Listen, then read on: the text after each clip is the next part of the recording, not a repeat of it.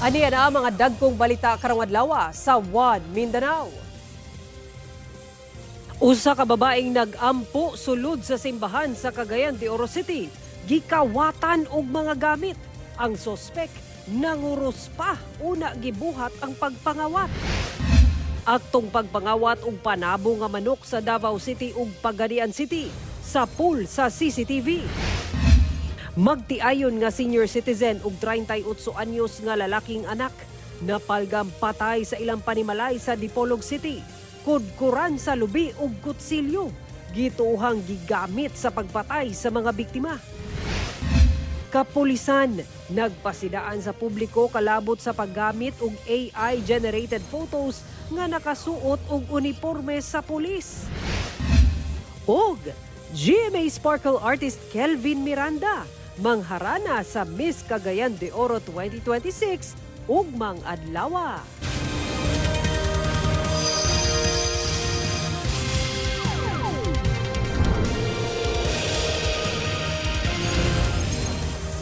Maayong hapon Mindanao, ako si Sara Hilomen Velasco. Wala gayoy gisanto ang mga kawatan sanglit sa Cagayan de Oro City. Usa ka babaeng nag-ampo sulod sa simbahan ang gikawatan og mga gamit. Ang sospek nanguros pa una gihimo ang pagpangawat. Ani ang report ni Cyril Chavez. Daw simpleng manimbahay lang kining usa ka lalaki nga nakakalo og nakasuot og puting long sleeves sulod sa Black Nazarene Parish sa Cagayan de Oro City adlong Huwebes. Milingkod ang mong lalaki sa likod nga bahin sa usa ka babaeng nagaampo sulod sa mong simbahan. Taod-taod gikuha sa lalaki ang bag sa nagampo nga babae ug gibutang sa iyang tapad. Dayon giukay ang sulod niini. Milakaw gilayon ang sospek pagawa sa simbahan o gibilin ang maong bag. Sa laing anggulo, makita ang paspas nga pagsibat sa sospek pagawa sa mong simbahan. Diyang gisubay pa ang laing kuha sa CCTV. Nakita nga pasado alas 11 sa buntag, miabot ang sospek nga mikanaog sa usa ka jeep. Misaka kini gilayon sa simbahan nga daw gapaniid. Dayon nanguros pa og midungo ay gihimo ang pagpangawat. Saysay sa gwardya sa simbahan nga daling nagpakitabang ang biktima ngadto kanila apan wala na nila naapsan ang sospek. Kuha niya ang cellphone ug ingon matud sa babae, ingon matud nga savings money daw niya. Iapil daw kuha. Grabing hilak sa babae mo tong gi-review na mo sa opisina. Ang hitabo. Nakita gid mo sa CCTV ang lalaki nga kuha siya ginakuha.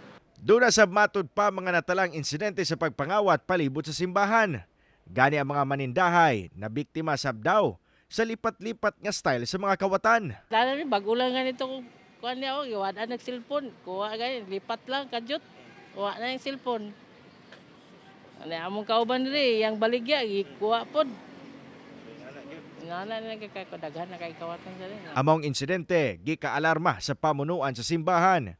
Busa nagpatuman sila og mga lakang sama sa one entrance, one exit policy aron masubay ang tanang tao nga gasulod o gagawa sa simbahan, labi na og walay misa. Sumala sa kapulisan, ginaimbestigahan na nila kung kinsa ang kawatan. Padayon sab kuno ang ilang deployment og mga pulis sa mga pampublikong lugar sama sa simbahan. So karon ang atong police station naa na sa pag-identify ani nga suspetsado, at the same time massive nga follow-up operation sa intelligence community to identify sa kani nga suspetsado. Tungod kay aside kita nga sa panahon karon nga padangat na ang pesta, ubay na gyud ang mga churchgoers nato, at the same time mga bisita diri sa atong syudad, ug side kita nga vulnerable opportunities sila sa mga individual pod nga nagtingwa nga mo take advantage ni panahon na. Kauban si Jaybert Pairat, Cyril Chavez, One Mindanao. Managlahing insidente sa pagpangawat sab ang nahuli kam sa Davao City ug Pagadian City. Ang target sa mga kawatan ang mga panabo nga manok nga anaa sa kulungan. Nakaalerto si Argil Relator. Makita sa CCTV kining naka-helmet nga lalaki nga naniid sa palibot sa usa ka village sa New Loon, Barangay Mintal, Davao City. Wala magdugay, miduol kini sa kilid nga kulungan di ay og manok panabong. Gikuha sa lalaki ang manok o gilayong gisulod sa iyang suot nga jacket. Dayon sibat sa kaysa nagpaabot nga motorsiklo. Ginasubay pa kung si kinsa ang maong riding in tandem nga mga kawatan. Sa barangay Dao, Pagadian City, makita ang pag-abot ni ining motorsiklo nga dunay duha ka lalaking angkas. Minaog ang usa o gipasigaan gamit ang flashlight ang kulungan sa manok nga anaadaplin sa dalan. Dinhi natangag sa kawatan ang duha ka manok panabong. Miangkas dayon siya sa motor, dayon sibat sila. Nasayran nga ang motorsiklong gigamit sa mga sospek, kinawat po di ay. Hinoon, nakita ra ang motor, diyang ilang gibilin sa barangay Lakturan.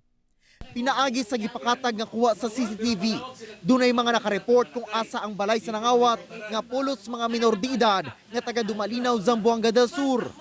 Sumala sa tag-iyas sa mga manok, ilang nakahinabi ang inahan sa usa sa mga minor de edad. Apan wala na gayud nakita ang gikawat nga duha ka manok. Nakatakdang upasang at og reklamo ang gikawatan og manok. Ako si Orgil Relator, 1 Mindanao. Ato ng Sayron ang dugang pang mga balita sa Mindanao. Makaubanato si Cyril Chavez live sa Cagayan de Oro City. Cyril. Salamat, Sarah. Narescue sa mga personay sa Coast Guard Substation Jose Abad Santos ang unom kasakay sa usa ka motorbangka nga na-stranded sa lawod sa barangay Bukid, Jose Abad Santos, Davao Occidental. Sa impormasyon gikan sa Coast Guard District Southeastern Mindanao, nga nakuha sa GMA Super Rancho Davao, nakadawat og tawag ang PCG bahin sa insidente. Hinungdan nga paspas naglusan og search and rescue operation ngadto sa mga pasahero. Paspasab na suta ang lokasyon sa mga biktima o malampusong naluwas. Giguyon sa PCG ang na-stranded nga bangka padulong sa baybay sa lungsod. Walay samaran sa panghitabo. Ginakuhaan pa og pahayag ang mga na-rescue. Sa pagbisita ni DPWH Secretary Vince Dizon sa pipila ka infrastructure projects sa Cagayan de Oro City ug Misamis Oriental, gipasalig niini ang dugang pondo alang sa Cagayan de Oro City Coastal Road Gusa to Puerto portion, samtang paspasan sab ang pagtukod sa Bridge C sa Tagulwan River. Aniya ang ako report. Unang giadtuan ni DPWH Secretary Vince Dizon ang nagpadayong pagtukod sa Cagayan de Oro City Coastal Road, Barangay Gusa to Barangay Puerto portion nga giponduhan og 150 million pesos gikan sa GAA 2025. 34 billion pesos ang gikinahanglan nga pondo aron makumpleto ang proyekto, lakip na dinhi ang pagbayad sa road right of way. Matod ni Dizon, pangitaan nila og foreign funds ang maong proyekto aron mapadali na ang pagpatukod niini. Sa coastal, this will take some time because it's really, there's a lot of money that we need here. So we will first need to look for the funding source, no? And this needs to be foreign funding because it's too big. If it's local, it will take too long, because districts all over the country, provinces all over the country are competing for limited local funds. Gipaminaw sab sa opisyal ang mulo sa Fisher Folks sa Gusa nga maapektuhan sa Coastal Road Project.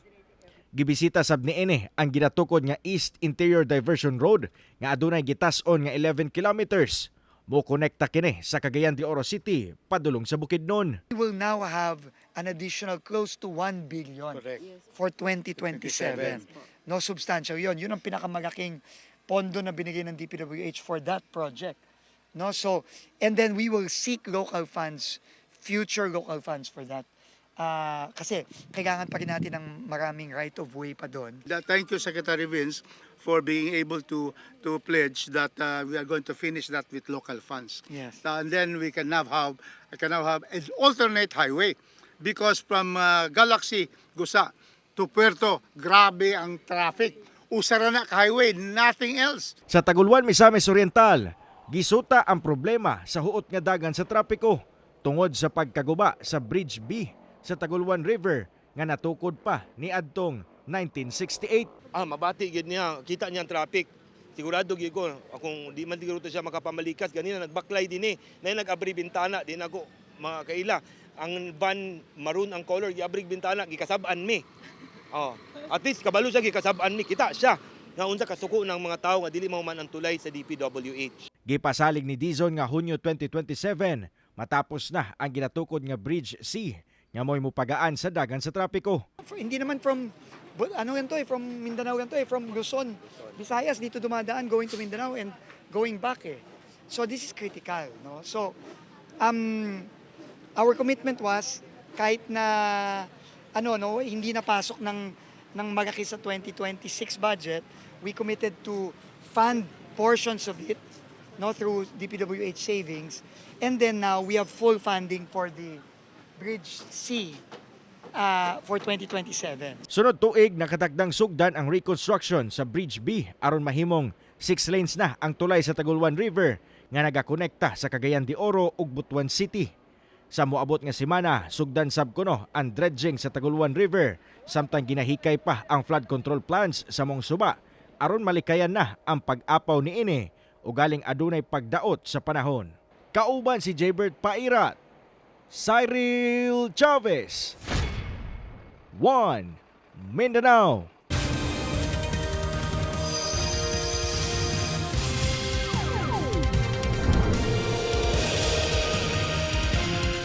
Nagpasidaan ang Police Regional Office 11 sa publiko batok sa paggamit og AI-generated photos nga nakasuot og uniforme sa pulis nga nauso sa social media.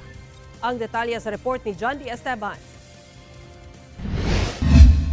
Usa ba ka sa nakiuso niini sa social media? Tungod sa kalingawan, daghan karon ang naggamit sa AI apps aron makit-an ang ilahang kaugalingon nga nakasuot og uniforme sa pulis. Apan nagpahimangno ang kapulisan nga seryoso ang posibleng epekto niini. Dako ang tsansa nga magamit kini sa pagpanglimbong sa mga tao o paghimo og mga illegal nga binuhatan sama sa fraud o estafa gamit ang imahe sa pulis. Ang ending, ang tibuok institusyon sa kapulisan matud pa ang mapasanginlan ug madaot ang dungog. Pwede magud siya magamit gani para deceive sa ubang mga tao, makuan og fraud. Advice namo sa mga nag-post kung pwede, i-take down nila to ilang post na suot sila o uniform o dumingong sila nga for fun lang man, pero lisod man sad good kay ang uniform magud sa pulis na magud siya authority. Sumala sa usa ka abogado, walay kalapasan sa balaod ang sakto nga paggamit sa AI sama sa educational purposes. Apan lahi na ang istorya kung imahe na sa otoridad ang gabiton ug ma-compromise ang integridad sa institusyon. Pwede mangud daw ni nga ma-exploit sa mga kriminal. As police officers nga posible ma-exploit ang ilahang image and the integrity of the institution itself for possible any criminal act which we could fraud, estafa. Peligroso usab nga ikaw mismo ang mabiktima kay pwedeng makawat ang data o personal information. So when we feed our person and likeness, mo nang gitawag sa balaod, it's actually as well exposing our biometrics to this AI-related na platform. So we do not know how sure are we that our faces, our images are also protected online. So ang pinakahadlok nga scenario ani is magamit, for example, sa external or third party for possible hacking of making use of our personal information and then going into our personal data. Dugang sa PRO 11, ang bisan si kinsa man nga mohimo og peke, malisyoso o illegal nga content o post, gamit kini nga teknolohiya, mahimo matud pang manubag og kasong sibil, administratibo o kriminal. Kauban si Bebot Cajes sa kamera, John D. Esteban, 1 Mindanao. Abiso sa mga motorista nga nakatakdang isirado ang Bunawan Bridge 2 sa Davao City. 2 ka bulan nga magpatumad og full road closure sa Bunawan Bridge 2 o ang northbound nga tulay sugod sa Lunes, August 24 hangtod na sa October 24 karong tuiga. Sumala sa DPWH Region 11, kini aron hingpit na nga mapahigayon ang preventive maintenance works. Busag iawhag mga motorista nga musunod sa traffic scheme nga ipatuman sa Davao City Transport and Traffic Management Office. Dunay traffic enforcers nga i-deploy sa lugar aron maoy mumando sa dagan sa trapiko. Samdan ang usa ka minor de edad nga lalaking rider human mitabok ug mibangga sa kasugat nga sakyanan sa usa ka intersection sa Tupi, South Cotabato. Ang insidente nahulikam, nakaalerto si Efren Mamak. Sa CCTV, Gipalabay una ni ining lalaking rider ang mga sakyanan nga nagaagi sa intersection sa National Highway sa Barangay Crossing Rubber 2P South Cotabato pasado alauna Huwebes sa hapon. Taod-taod kalit kining mitabok apan.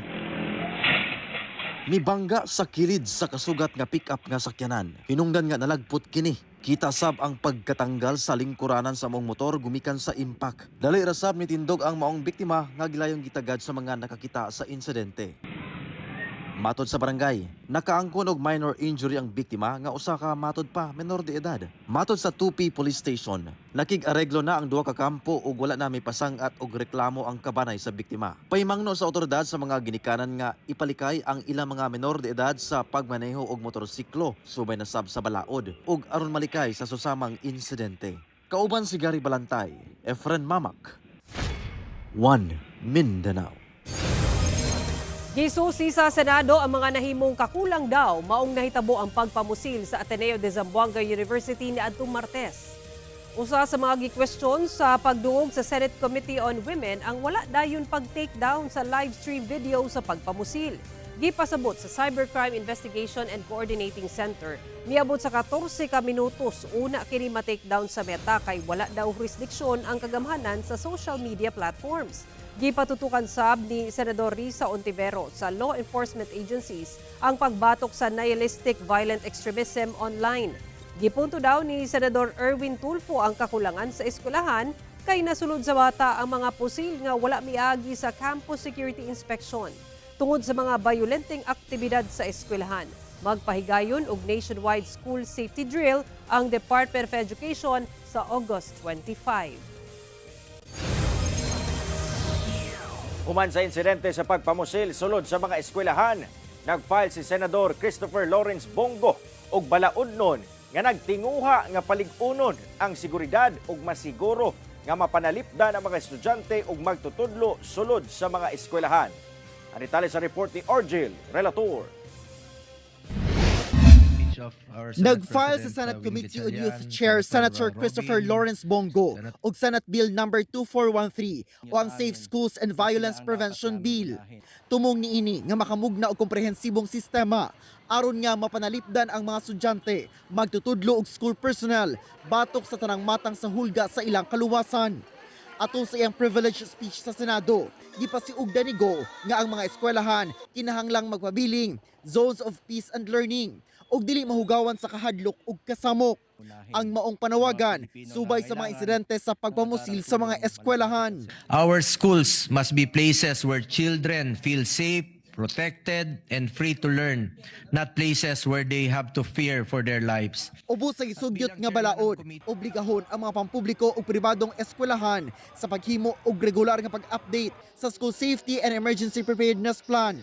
Ingon man sa pagpahigayon og safety risk assessment matag tuig. Gisugyot usab niini ang pagtukod og mga mekanismo diin luwas nga makareport ang mga estudyante ginikanan og magtutudlo sa mga hulga, armas, grabe nga bullying ug uban pang seryosong hulga sa seguridad. Gipasaka usab ni Senator Go ang Senate Bill No. 176 aron magtukod og mental health offices sa tanang pampublikong kolehiyo ug universidad nga maghatag og counseling services, mental health professionals ug 24 oras nga hotline alang sa mga estudyante. Dugang pa nga ang kaluwasan sa mga estudyante, responsibilidad sa tibuok komunidad ug kinahanglan nga adunay konkretong aksyon karon aron dili na mausap ang susamang mga insidente. Ako si Orgil Relator, 1 Mindanao. Duha ang patay samtang usa ang samdan human gipamusil ang usa ka sakyanan samtang nagbiyahe sa Dato Saudi ang patuan sa Maguindanao del Sur. Nagbuyod na og wala nay kinabuhi kining 56 anyos nga lalaking driver sa kalsada human gipamusil sa mga suspetsado ang gimanehong sakyanan sa Barangay Salbo sa Dato Saudi ang patuan Maguindanao del Sur banda alas 12:50 Huwebes sa udto. Samtang dead on the spot sab ang laing 40 anyos nga lalaking pasahero nga duna say mga igo sa bala. Matod sa Police Regional Office Bangsamoro Autonomous Region, duna pay laing usa ka lalaking kaubanan nga laborer ang giling gidala sa ospital aron mapatambalan human nasamdan sa pagpamusil. Ang maong mga biktima, pulos residente sa Cotabato City. Sa investigasyon sa kapulisan, pabiyahe gikan dato unsay padulong Cotabato City ang mga biktima. Apan pag-abot sa lugar, kalit kining gipamusil sa wala pa mailing mga sospek nga nakamotor. Padayon ang hot pursuit operation sa mga sospek nga daling misibat. Ginasuta pa ang motibo sa krimen. Ginakuhaan pa og pahayag ang kabanay sa mga namatay, lakip na ang nasamdan. Lalaking gilang leader sa usa ka criminal group sa Lanao del Norte ang patay human nga gingog misukol atol sa pagsilbi og mga warrant of arrest batok kaniya. Dead on the spot si alias Talib, ang giilang number 7 most wanted person human misukol matod pa sa mga otoridad atol sa pagsilbi og mga warrant of arrest batok kaniya. Ang operasyon gilusan niadtong adlawng Lunes sa buntag sa Purok 3 Barangay Mindanao sa Salvador, Lanao del Norte. Kalit kuno may bunlot sa iyang pusil ang sospek dahil pusil sa mga otoridad. Atong sa binayloay og bala, naigo ang sospek nga may resulta sa iyang kamatayon. Si Talib nagatubang og 7 counts of murder, 1 count of frustrated murder ug laing murder case. Gila sabang akusado nga nalambigit sa illegal drug trafficking, financial support sa DI Mautel-linked personalities, gun for hire activities ug ban pang mga krimen. Na-recover sa lugar ang Colt M16 5.56mm rifle, Glock Gen 4 caliber .45 pistol, mga bala ug uban pang gamit. Gihandom karong adlaw ang ika-43 nga kasumaran sa kamatayon ni anhing Senador Ninoy Aquino. Samtang dunay pahinumdum ang dole sa saktong computation sa sulan karong adlaw nga special non-working holiday. Ani ang report ni John D. Esteban. The Filipinos are worth dying for. Kini ang bantugang pulong ni anhing Senador Benigno Ninoy Aquino. August 21, 1983, gipatay siya sa Manila International Airport nga karon mao ang Ninoy Aquino International Airport. Ang iyahang kamatayon mipukaw sa kasuko o kahiusahan sa mga Pilipino batok sa diktadoryang pagdumala sa panahon ni anhing presidente Ferdinand Marcos Sr. Hangtod sa midako ang protesta ug nagka-People's Power Revolution kanusa napatanggal sa pwesto si Marcos Sr. Ang maong adlaw gihimong holiday pinaagi sa Republic Act 9256 niadtong 2004 aron mahinumduman ang kabayanihan ug natampo sa nasod ni Ninoy Aquino. Pag nawag tong eroplano sa motong gitawag siya nga Ninoy Airport to sa Maynila kay dito mo gud siya gibaril gud. Kanang gibaril siya the time ato. Sa ko ma'am kanang kuan man gud siya nang influential pud siya nga pagkatao nya. Napoy murag dako ka siya potential nga mubabag sa certain person, people ana. Karong tuiga ang August 21 usa ka special non-working holiday ilawom sa Proclamation number 1006. Nagpahinumdom ang Department of Labor and Employment Region 11 nga kinahanglang sundon ang saktong computation sa sulan sa mga mamumuo nga motrabaho ni ining adlaw. Kinahanglan kining buhaton aron masiguro ang kaayuhan sa matag trabahante. So kung special non-working day, unlike holiday pay na double pay ang tumakuha, for special non-working day, no work, no pay po tayo. No work, no pay principle shall apply unless there is a favorable company policy no sa ilaha. So, but for work performed during the special day, of course, ang atong mga workers, they are entitled sa additional na 30% of their basic wage on the first 8 hours of work. And if nag-OT pag yun sila, of course, that is another additional po na bayad sa ilaha. So that's additional 30% of the hourly rate on the said day po. Kauban, si Bebot Cajes sa kamera, John D. Esteban, 1 Mindanao.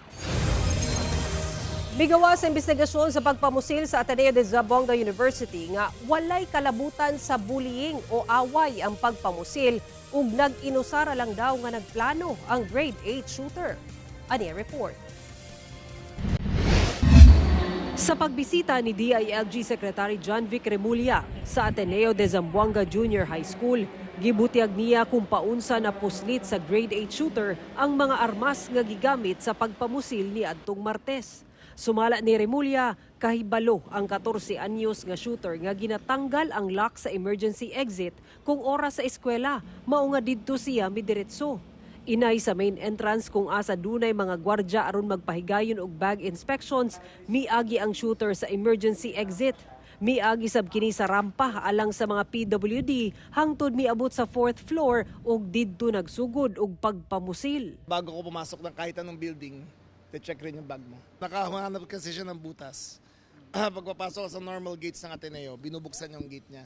Pumasok siya sa emergency exit. Sumala ni Remulla, wala daw kalabutan sa bullying ang pagpamusil. Wala daw kini nakaaway nga kaeskwela o faculty. Ang grade 10 nga namatay sa insidente, di sab daw kaila sa namusil. Sa investigasyon sa PNP, wala say kaubang nagplano ang shooter. There was no conspiracy behind it. There was no active group that planned it with him. There was no family influence that made him do the unthinkable. Wala sab daw sila'y nakita nga katingad-an sa social media apps sa shooter. Wala siyang conversation out of the ordinary. Chinek namin lahat ng chat groups niya. Wala talaga. It was all in his head. Sa tanaw sa DILG, na-impluwensyahan sa online games ang estudyante. Kung titignan niyo yung nangyari sa shooting, halos pareho sa ang itsura niya, video game eh. Kasi talagang pinakita niya yung firearms na visible. Pinakita niya yung first-person perspective. Tungod niini, ginuso ni Remulla ang total ban sa Roblox nga sumala niya dunay link sa dark web. Whether the country should ban these apps, these first-person shooter games, which desensitizes young men and women to thinking that violence is normal. Ginasulayan pang makuhaan og pahayag ang Roblox. Apan una na niining giingon nga doon na sila ginapatuman nga nagkadiyang layers of protection. Lakip ang mga grupong naga-check sa bisan unsa mang peligro. Sumala sa PNP, gigunita na nila ang cellphone ug laptop sa namusil nga estudyante sa pagtugot sa pamilya niini.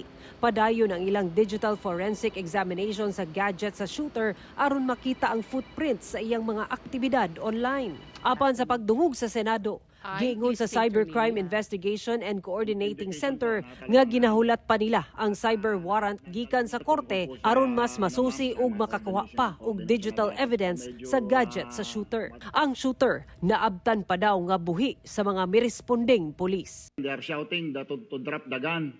Pero yung CICL victim shooter natin ay umakyat po ng fifth floor at doon po niya binaril yung sarili niya. So na-witnessan po ng mga police responder natin yan. Sara Hilomen Velasco, 1 Mindanao. Napalgang patay ang usa ka magtiayon nga senior citizen, lakip na ang 38 anyos nga lalaking anak niini human gidunggab patay gamit ang kaguran sa lubi ug kutsilyo sa sulod mismo sa ilang panimalay sa Dipolog City. Nakaalerto si Efren Mamak. Gilayong girespondihan sa kapulisan ang tulok ka mga patayng lawas nga napalgan nga nanimaho na sa sulod sa panimalay sa barangay Turno, Dipolog City pasado alas 2 Huwebes sa hapon. Matud sa Dipolog City Police, sa usa ka kwarto sa maong panimalay, napalgan ang 82 anyos nga lalaki, samtang ang 77 anyos nga asawa ni ini napalgan sa pikas kwarto. Samtang ang 38 anyos nga lalaking anak napalgan sa sala. Ang maong mga biktima gidunggab patay gamit ang kaguran o kutsilyo nga napalgan sa crime scene. Ang katong kaguran nagigamit sa duha ka magtiayon, murag same na pod gihapon na murder weapon na gamit dito sa sayang anak kayang adopted. Dugang sa PNP nga dili sab makonsidera nga robbery ang motibo sa krimen, sanglit walay forced entry nga ebidensya sa balay. Wala say mancha sa dugo sa gawas sa panimalay. Duna say witness nga nag-ingon nga una ang insidente, dunay panaglalis nga nahitabo tali magtiayon nga senior citizen ug ang lalaking anak. Apan dili sab daw pwede maingon nga ang mismong lalaking anak ang mipatay sa maong magtiayon dayon giunay sab og patay ang kaugalingon ni ini. Dili pa nato wala pa tay ko di ta pwede maghatag og conclusion until such time siguro mo mahuman nato ang in-depth investigation ani kay napo yung mga statement na ang kaning adopted is naay diferensya sa gamay sa iyang utok atong gi-interview ang mga silingan naay time pag dili matagaan kwarta sa tigulang suko tingin na isa na part na sa mga investigation. Uban si Gary Balantay, Efren Mamak, 1 Mindanao.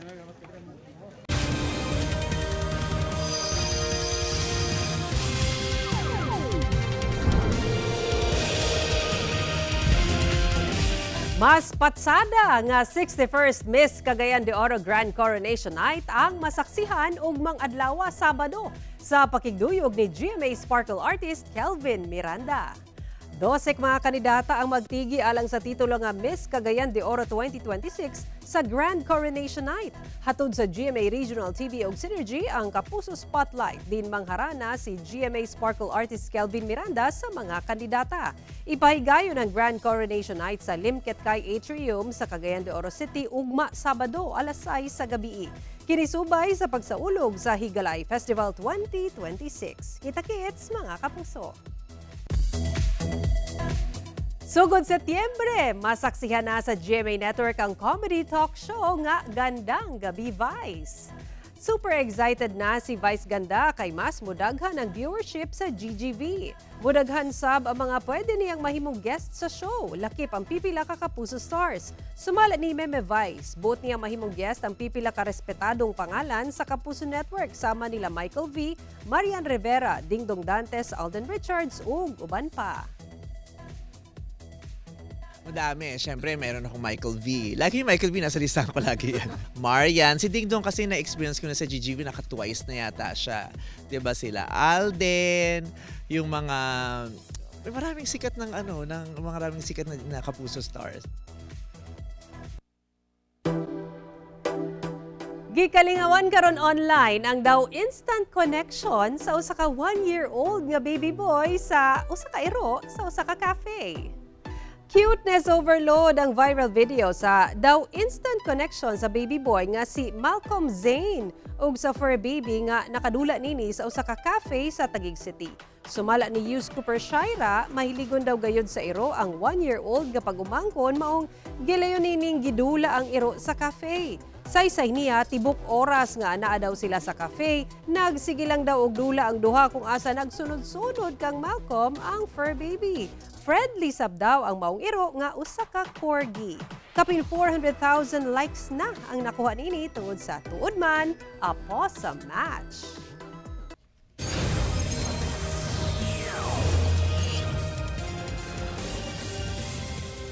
May pagawas ang Bangko Sentral ng Pilipinas og Kadayawan Commemorative Coin ug mapalit na kini sugod kagahapon. Sa pahayag sa BSP nga nakuha sa GMA Super Radio Davao, mapalit ang sinsilyo sa kantidad nga 5,000 pesos ug dunay legal tender value nga 100 pesos matag usa. Nagabiso ang buhatan nga limitado lang ang supply niini nga mapalit lang sab sa BSP online store nga bspstore.bsp.gov.ph.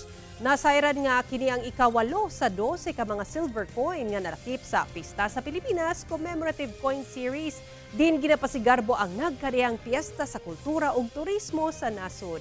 Ang Kadayawan Festival Commemorative Coin usa ka pag-ila sa kaabunda sa kinaiyahan ug pagkamabulukon nga kultura sa mga Dabuenyo. Makita sa hulagway sa maong sinsilyo ang usa ka babaye nga nagunit og mga prutas sama sa durian, marang, mangustin ug buongon o pomelo. Makita sab sa sinsilyo ang Queen of Philippine Orchids nga waling-waling ingon man ang Mount Apo ug ang simbolo sa 11 ka mga tribo sa syudad.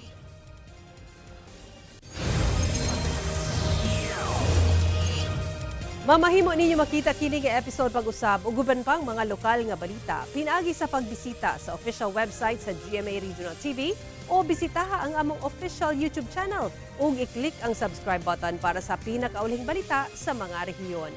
Ug mao kato ang mga ulihing balita sa Mindanao karong adlaw. Daghang salamat sa atong mga kapuso sa Mindanao nga nagalantaw kanamo ug sa atong mga kapuso abroad. Kami ang GMA Regional TV 1 Mindanao. Walay gidapigan, walay giprotektahan. Kaniadto og karon, serbisyong tinuod lang. Happy weekend mga kapuso ug mag-amping kita kanunay.